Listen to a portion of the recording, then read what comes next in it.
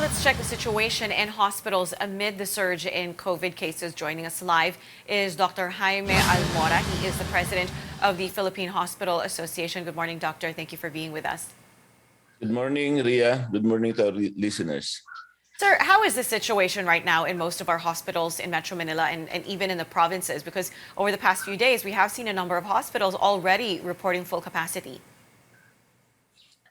Yes, our situation now, Ria, is similar to that we have in March and April this year. However, it is made worse because unlike the past, there are more patients now who are coming in with non-COVID problems. And what we have now are the dengue cases, influenza, and there are more pediatric cases coming in also. Sir, our senior correspondent, David Santos, I'm not sure if you heard that just a few minutes ago. He was talking about the need possibly to ramp up supply of oxygen and oxygen tanks. From what you know, do hospitals have enough supply right now of oxygen and other necessary hospital equipment? The technology to generate oxygen has become more common. So many hospitals have installed their own oxygen generating machines, and there are also portable oxygen generators.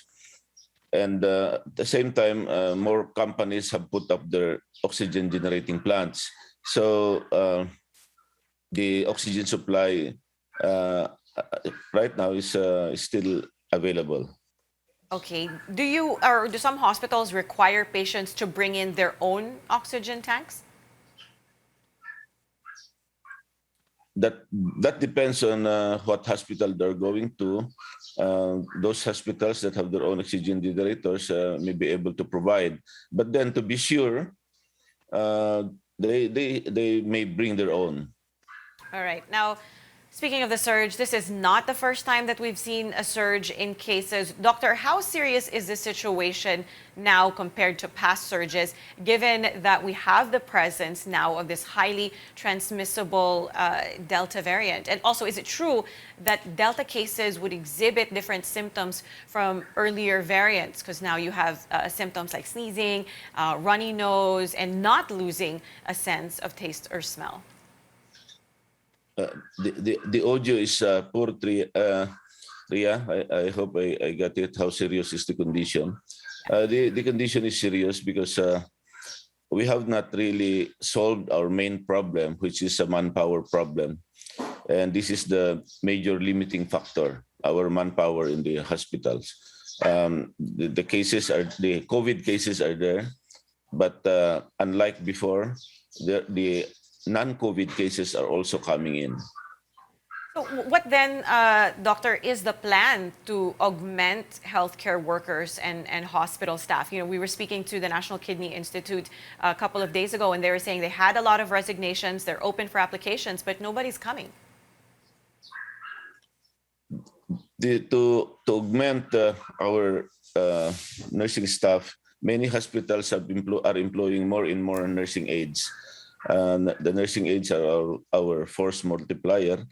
They do the legwork for the nurses. So many hospitals have increased their nursing aid staff. All right.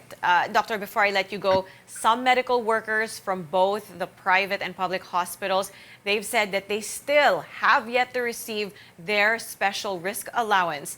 And Congress, I think, is about to put up a probe to probe into the anomaly about this. What do you know, sir, about the special risk allowances for health workers? There seems to be, yes, there is a problem in the special risk allowance. The problem that we are told that the problem is how to classify direct health worker involved in direct patient care.